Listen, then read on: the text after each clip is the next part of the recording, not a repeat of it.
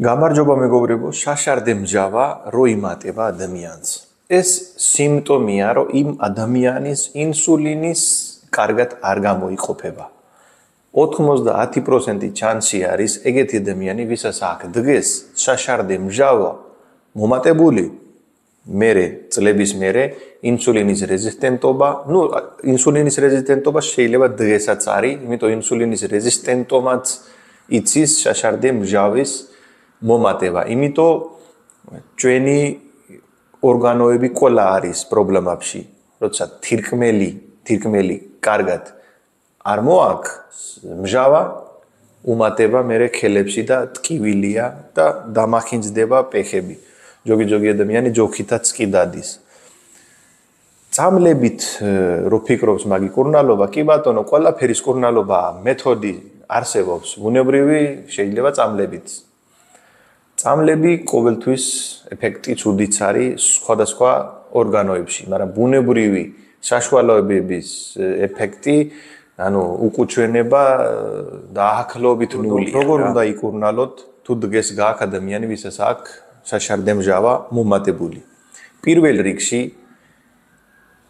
შაქრიანი პროდუქტი და ალკოჰოლი. ორი პროდუქტი არის, რომელიც თქვენ უნდა დატოვო. ეს პროდუქტი უნდა დატოვო. ცადე 3-4 თვე დაანებე ნებისმიერი პროდუქტი, სადაც შედის შაქარი და ალკოჰოლი. ნახევარი პრობლემა აქვე მოგვარებულია. იმიტომ ადამიანი რომელიც სვამს ალკოჰოლი, იმას უფრო მეტი ჩანსი არის, რომ შაშარდე მჟავა მოიმატება. ხო გაგიგია, რომ პროტეინი, ცილა არის, ეს ცილა არ უნდა ჭამოთ, ორე ეს მოიმატება, ან თუ მომატებული გააქვს, ექიმი გეუბნება, ხორცი არა ჭამო, ხორცმა იცის, ეს მომატება. ესე არ არის მეგობრებო, ეს პროტეინის ბრალი არ არის, ეს არის პიურინის ბრალი. პიურინი არის ერთ-ერთი ნივთიერება, რომელიც შედის უფრო ყველაზე მეტი შედის ზუგის პროდუქტებში. ზუგის პროდუქტები უნდა დაანებოთ, პლუს ორგანოების ხორცი. ჭამს ქათამი, მაგრამ არა ჭამს ქათმის ორგანოები, კუჭი და რაღაცები რო ჭამს. საქონელი ხორცს ჭამს, მაგრამ არა ჭამო მაგისი ორგანოების ხორცი.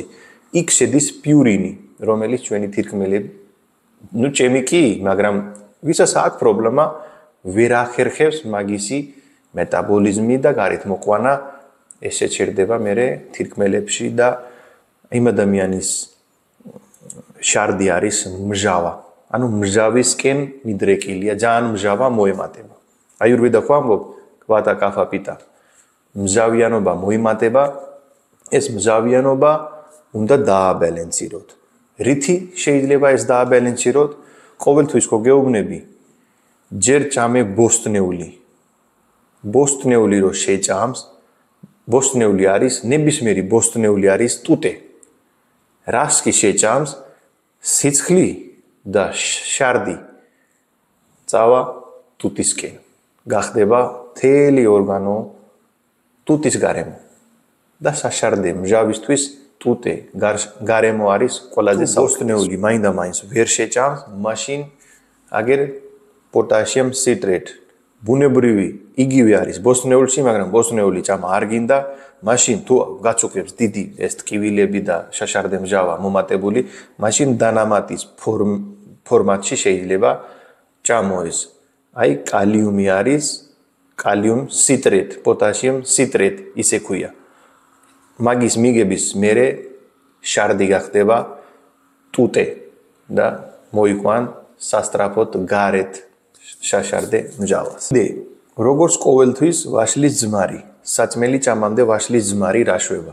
ვაშლის ძმარი დალევის მერე ნაჭამი საწმელი, თქვენ ისე მეგობრებო, ინსულინი გახდება სენსიტიური და ინსულინის რეზისტენტობა ყოველთვის მოდის ქვევით. ნაჭამი გინდა პროტეინია, ხორცია გინდა, ნახშირის წყლებია, მაგისი მეტაბოლიზმი სხვანაირად კეთდება და იმ ადამიანისთვის ყოველთვის საუკეთესო იქნება საწმელი ჭამამდე ერთი კოზი წყალში შერეული ვაშლის ძმარიც დალია. თუ გაქვს მომატებული შაშარდე მჟავა. ყოველთვის ცადე ციტრუსი, იმიტომ C ვიტამინი არის ყველაზე საუკეთესო ანტიოქსიდენტია, რომელიც ყოველთვის პოდაგრა და შაშარდემჟავისთვის კარგია და როცა სეზონი იქნება ბალი და ალუბალი მაგისი წვენი არის ერთ-ერთი პოდაგრა და შაშარდემჟავის საწინამდგო კამპოტი გააკეთე ოღონ შაქარი არ შეურიოთ უშაქრო კამპოტი გააკეთე შეინახე და ყოველთვის ყოველდღე დალიე როცა სეზონი იქნება სასტრაფოდ მოდის შაშარდე მჟავა გარეთ მაგრამ ეს ყოველდღე არ გააკეთო დაახლოებით 2-3 კვირა გააკეთე მერე დაისვენე 1-2 კვირა ისევ ესე შეგიძლია გააკეთო სოდა ღამე ძილის წინ საწმელი ჭამის ზუსტად მერე არადროს არ გააკეთო დაახლოებით 2 საათი გასული რო იქნება საწმელი ჭამის მერე ერთი სუფრის კოზი ერთი ჭიქა წყალში შეურიე ანუ ძილის წინ ეგეთ კაი საშუალება თუ გინდა რომ შარდი იყო ტუტე როცა მჟავისკენ არის მიდრეკილი მაშინ დიდი შანსია რომ ვერ მოახერხებ ჩვენი თირკმელები შაშარდე მჟავის გარეთ მოყვანა სოდა ძილის წინ 3 კვირა 2 კვირა დაისვენე მერე 3 კვირა ეს კარგია ყოველდღე მერე არ მიეჩვიო იმიტომ თქვენი კუჭის გარემო არ გვინდა რომ გახდე ტუტე თორე მერე დაიწყება საწმელი გარეთ მოსულა იმიტომ აქ ჭირდება ჩვენ კუჭში ჭირდება საკმარისი მჟავა იმედია მოგეწონა ინფორმაცია გააკეთე ესე ოღონდ ცოტა მოთმენა უნდა 3-4 თვე ჭირდება იმიტომ ეს დიდი ხნის პრობლემა ნელ-ნელა პრობლემა მოდის ისევ ისე პრობლემა ნელა-ნელა მიდის ცოტა მოთმენა და დრო ჭირდება კარგად გააზიარეთ მეგობარში გამოიწერე არხი კარგად და ჯანმრთელად